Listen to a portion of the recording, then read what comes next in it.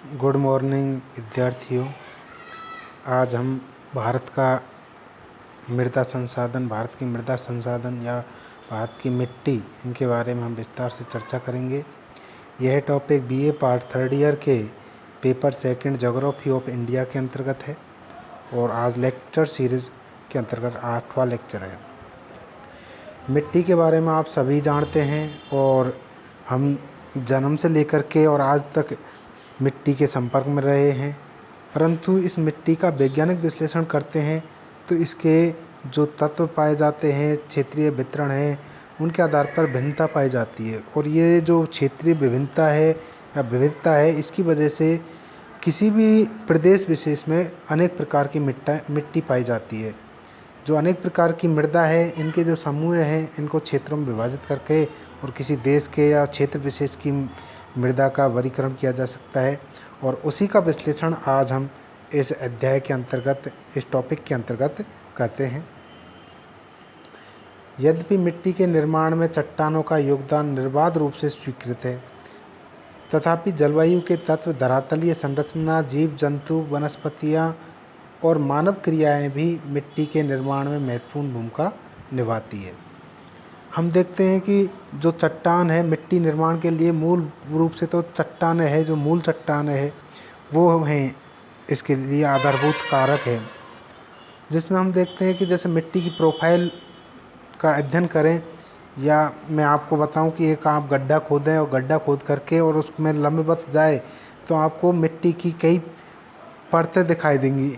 इन परतों का जो लंबवत भाग है, ये प्रोफाइल परिचित का कहलाती है। और इससे ही आप देख सकते हैं कि ऊपर जो मिट्टी है वो अलग तरीक़ा की होगी, उससे थोड़ा नीचे जैसे 5 इंच या 4 इंच, 2 इंच, तो इतने अंतर पर आपको देखेंगे कि मिट्टी की जो संरचना है उसमें थोड़ा थोड़ा अंतर आता जाएगा।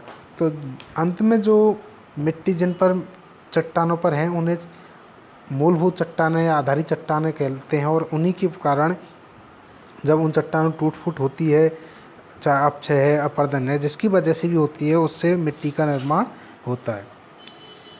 परंतु ये चट्टानें ही निर्धारित नहीं करती है, क्योंकि चट्टान विशेष के साथ साथ में किसी क्षेत्र विशेष की जलवायु है, वहाँ की धरातलीय संरचना है, जीव जंतु है, पेड़ पौधे या वनस्पतियाँ हैं, मानव की गतिविधियाँ हैं, ये भी मिट्टी के निर्माण को निर्धारित करती है। अर्थात मिट्टी का जो स्वरूप है, संरचना है, उसको बनाने में इनकी भूमिका भी महत्वपूर्ण होती है।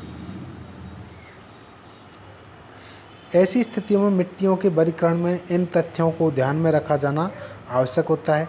इसीलिए भौगोलिक दृष्टि से भारतीय मिट्टियों का अध्ययन उनकी धरातलीय विशेषताओं को दृष्टिगत करने के लिए किया जाना चाहिए। इस आधार पर भारत की मिट्टियों को हम विभिन्न भागों में विभाजित कर देते हैं।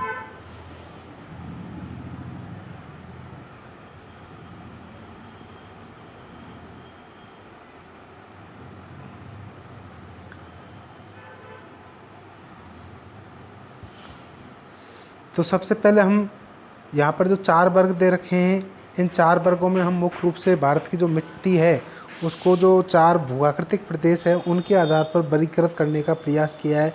लेकिन मैंने यहाँ पर सामान्य तौर पर ही एक ही साथ या क्रमबद्ध तरीक़ा से इनका विश्लेषण कर अध्ययन करने का प्रयास किया है, क्योंकि कई विद्यार्थी इसे थोड़े कन्फ्यूज भी होंगे, बाद में पूछेंगे, तो मैं इसका क्लियर देता हूँ। मैं अंडरलाइन जिसलाइन कर रहा हूँ।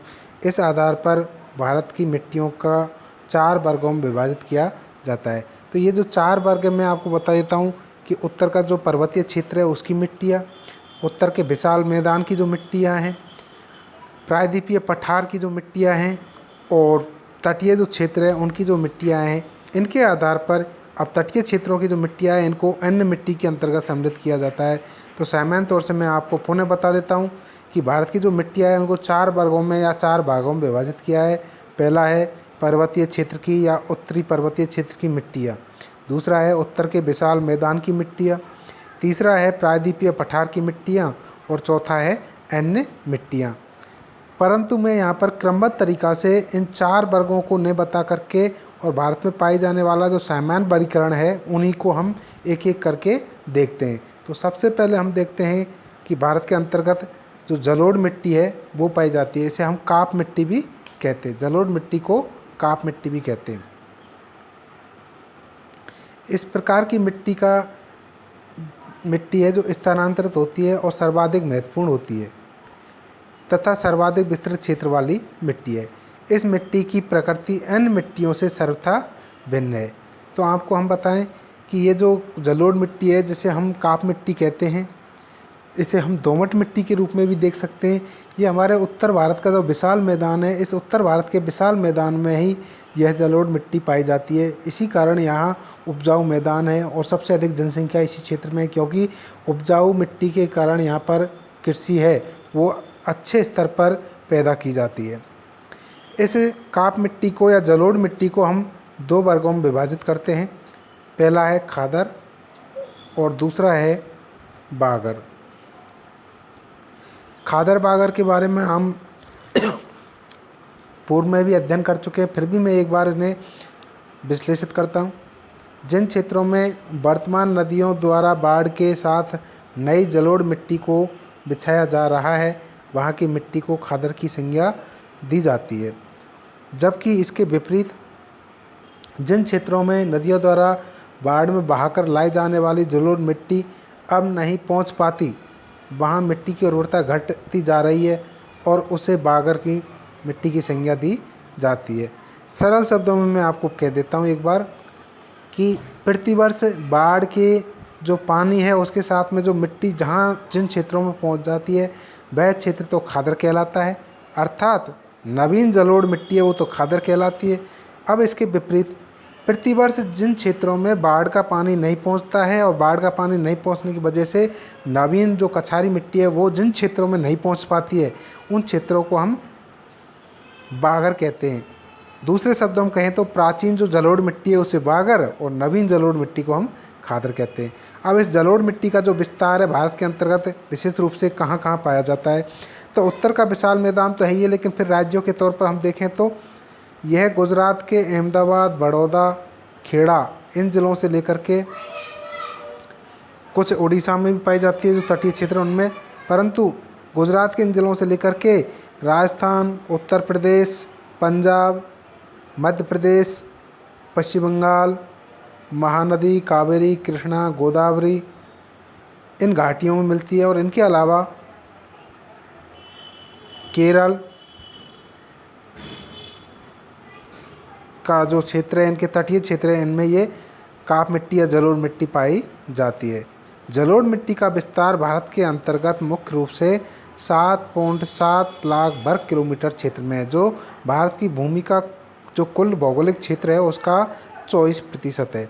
तो इस तरीक़ा से हमारे यहाँ पर जो काप मिट्टी का विस्तार है वो भारत के अंतर्गत मुख्य रूप से तो उत्तर का जो विशाल मैदान है उसमें यह पाई जाती है, लेकिन छिटपुट रूप से दक्षिण के जो कई राज्य हैं उनमें भी ये जो नदी घाटियाँ हैं या तटीय क्षेत्र हैं या तटीय मैदान हैं उनमें काप मिट्टी या जलोढ़ मिट्टी पाई जाती है।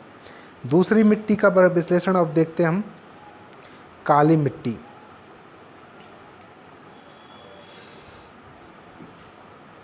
काली मिट्टी दक्षिण भारत की यह मिट्टी है जो कि इसमें कपास पैदा होता है। यह मिट्टी ऐसी मिट्टी है जिसमें कपास के लिए यह उपजाऊ मिट्टी है।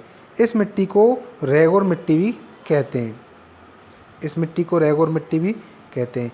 एक बड़ा तथ्य आपको बता देते हैं कि ये जो मिट्टी है वो थोड़ी लचीली होती है और जैसे ही बरसात होती है तो ये चिकनी हो जाती है, और जैसे बरसात होने के बाद में फिर धूप खिलती है तो धूप की वजह से इसमें क्या है, दरारें आ जाती हैं। दरारें आने के कारण इस मिट्टी को ऑटोमेटिक ही जुताई होने वाली मिट्टी भी कहते हैं। यह जो मिट्टी है प्रायद्वीपीय पठार में लगभग 5 लाख वर्ग किलोमीटर क्षेत्र में व्याप्त है।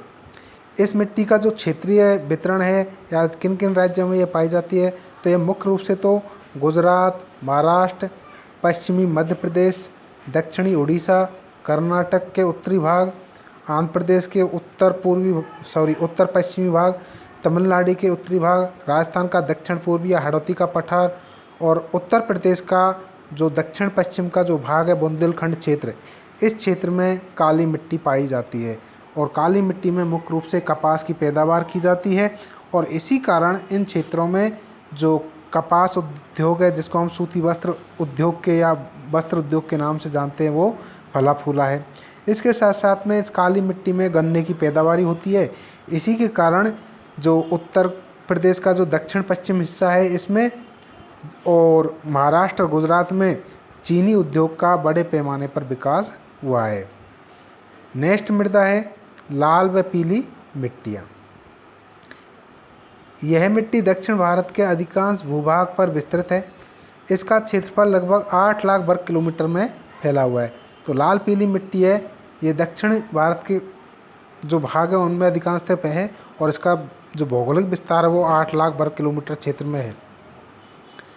यह मिट्टी बिहार, पश्चिम बंगाल, कर्नाटक, तमिलनाडु, दक्षिण पूर्व महाराष्ट्र, दक्षिण पश्चिम आंध्र प्रदेश, मेघालय के कुछ भाग, उड़ीसा, मध्य प्रदेश तथा उत्तर प्रदेश के कुछ भागों में पाई जाती है।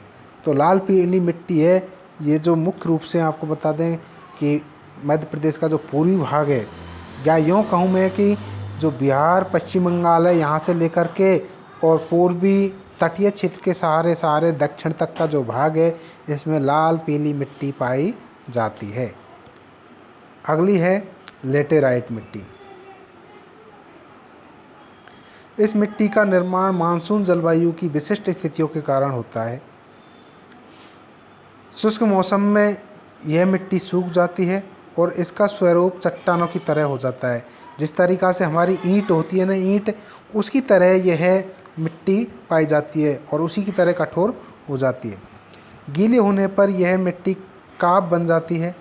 इस मिट्टी का विस्तार है जो भारत के अंतर्गत 1.26 लाख वर्ग किलोमीटर क्षेत्र में पाया जाता है।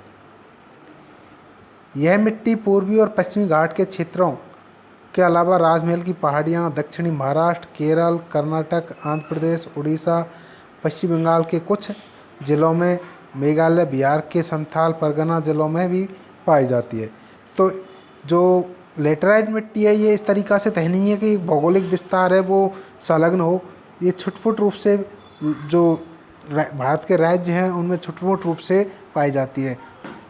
सरल शब्दों में कहें कि जहाँ पर जो जल भराव हो जाता है ना, तो जल भराव होने की वजह से वहाँ पर ये मिट्टी है वो थोड़ी टाइट हो जाती है, जैसे ईंट बनती है, ईंट की तरह ये मिट्टी हो जाती है। तो ऐसी मिट्टी को हम लेटेराइट मिट्टी के नाम से जानते हैं।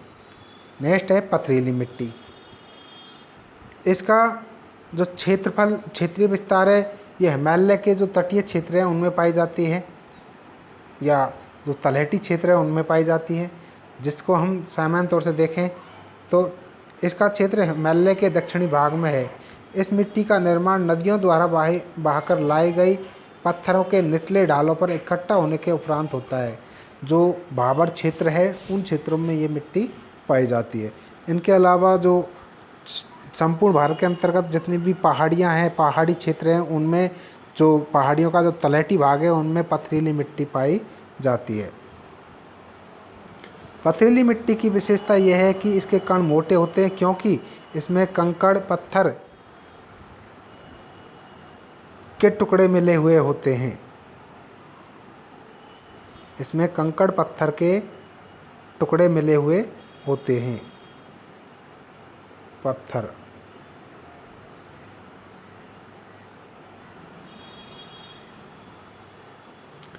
नेक्स्ट है मरुस्थलीय मिट्टी।